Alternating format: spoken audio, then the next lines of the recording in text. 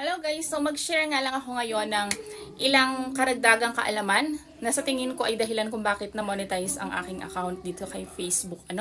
So before kasi, nanonood rin lang naman ako ng tutorials kung paano bang ginagawa ng mga nagre-reels para mabilis ma-monetize. So sinunod ko yung dati na sinasabi nilang basta sa loob ng isang araw dapat may na-upload kang isang reel. Siguro nasa 8 months na nag-upload ako talaga araw-araw, isa ng isa, hanggang dumating sa point na sabi ko, bakit hindi ko dalawahin? So, nag-upload ako ng isa sa umaga, isa sa hapon. Nasa 2 months na ang ginawa ko, dahil hindi, naiinip na rin ako medyo naiinip na ako. Sabi ko, bakit ganun? Continuous naman, wala namang liban ng pag-upload, bakit hindi pa rin?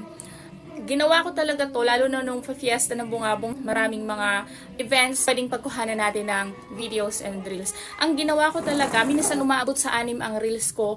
2 sa umaga, 2 sa tanghali, 2 sa hapon. Sinasabayan ko pa yun ng mga long form videos. Minsan 2 long form videos, 5 minutes, 6 minutes, yung videos na yun. And then meron ding photos, pictures. Nag-upload din ako ng mga pictures. Dati reels lang talaga yung ini-upload ko. So nag-upload na rin ako ng mga pictures at text. Like for example, good morning, yun lang, nakalagay good morning, walang photos, walang videos. Yun lang yung caption mo na ipopost mo. And ito ang hindi ko inalis sa lahat ng videos ko, mapa reels man yan, mapa long form videos, or mapa picture, lagi akong may caption. Yung tipong may caption ka na dun sa mismong video, may caption ka pa kapag ipinost mo dun sa taas, meron ka pang voice over dun sa video or reels. So, yun yung ginawa ko sunod-sunod, araw-araw yun, walang palya, hanggang na-monetize na nga tayo. So, sa tingin ko, yun yung pinaka naging dahilan. And because madami yung mga videos and reels, mas marami yung interactions, mas marami yung engagements na nangyari. Feeling ko yun yung nakatulong sa account ko para ma-monetize na. So wala namang masama, try nyo rin. Malay nyo maging effective din sa inyong mga account. Ituloy lang natin.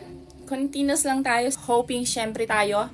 Lagi kong sinasabi, wala namang masama kung susubukan natin. Basta sa mga may work, katulad ko may work na ginagampanan. So, dun sa mga time na vacant tayo, hindi vacant period like for example, before you go to school, or lunchtime, or pagdating sa hapon, ang ginawa ko ay, instead na manood ako ng TV na kinagawian ko na before, hindi na halos ako nakakapanood ng TV.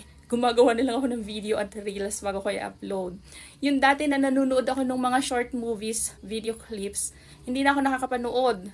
Gumagawa na lang ako ng reels, nag-edit na lang ako.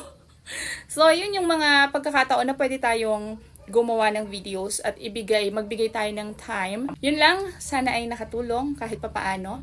And sa mga hindi pa rin na-monetize, huwag lang kayong mawala ng pag-asa. Ipagpatuloy nyo lang kagaya ng mga sinasabi rin sa akin ng mga nagmo-motivate sa akin nung panahong ayoko nang ituloy.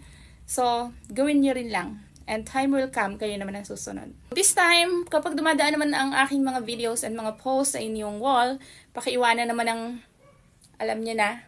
At saka, pag hindi ganito, ay di ganito po.